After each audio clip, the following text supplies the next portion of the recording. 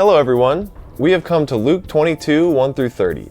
Jesus is in Jerusalem with his disciples, and the city was flooded with pilgrims and visitors for the festival of Passover. This festival celebrated God's faithfulness in liberating enslaved Israel from the production-obsessed maniac of the figure of Pharaoh. God ended this brutal experience of oppression and tyranny, leading Israel out into freedom. So in this story, tensions in the city would have been high, and the plot is very thick. We're informed right at the start that the chief priests and scribes were looking for a way to kill Jesus, but they wanted it done in secret and in the cover of night, because they were afraid of the people.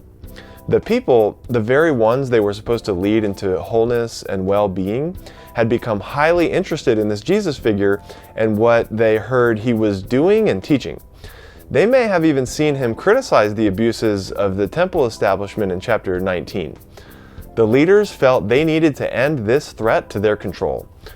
So as Jesus celebrates this Passover with his disciples, he knows it will be his last meal with them. Jesus willingly goes to his death for you and for the world.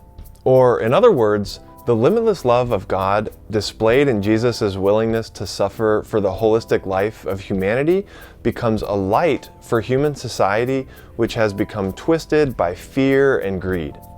Much of human society lives in the darkness that thinks it must secure its own life and being, even if violently and at the expense of others.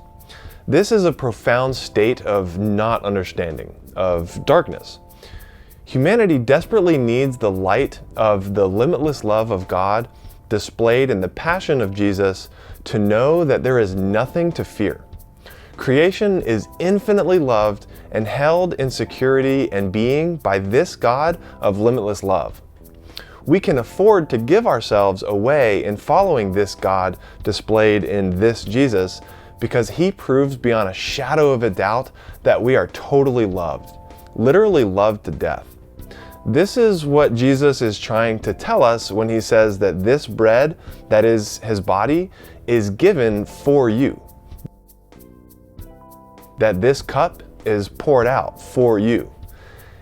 It is the light that shows humanity the path to the future God is making, a world of endless light, life, and love.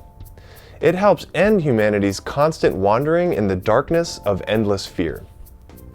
It's up to us to see with this light, to choose this light, and to leave this darkness. Jesus had told the disciples before that really following him into true life would be through carrying a cross. He had already said, "Those who want to save their life will lose it, and those who lose their life for my sake will save it. For what does it profit them if they gain the whole world but lose or forfeit themselves?"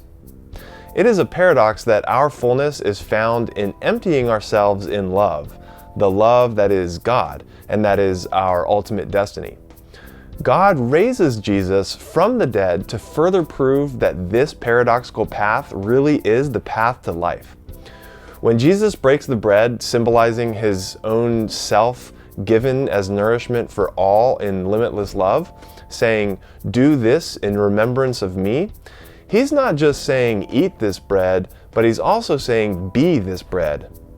Give your being away in the nourishment of love to a fractured and frightful world, and you'll find that your own being is actually filled up and made whole.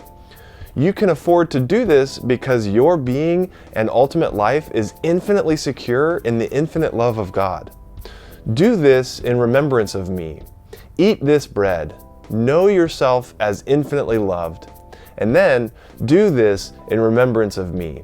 Be this bread, infinitely loved from your own fullness of being, your ultimate being which is unquestionably established and secure in the limitless love of God.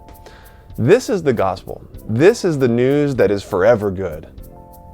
In fantastic irony, after Jesus' attempt to lead the disciples once again into this light, he points out that he is about to be betrayed by one of them for a little money.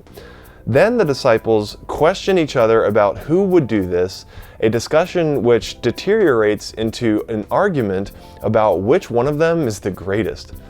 And Jesus reminds them again that his whole thing is about redefining greatness and freedom and power and life.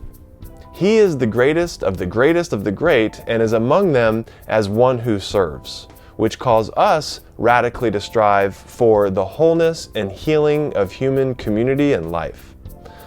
The typical ways of the world and its darkened ideas of greatness and fullness and life and security are not the enlightened ways of Jesus and his ideas, the light of the world.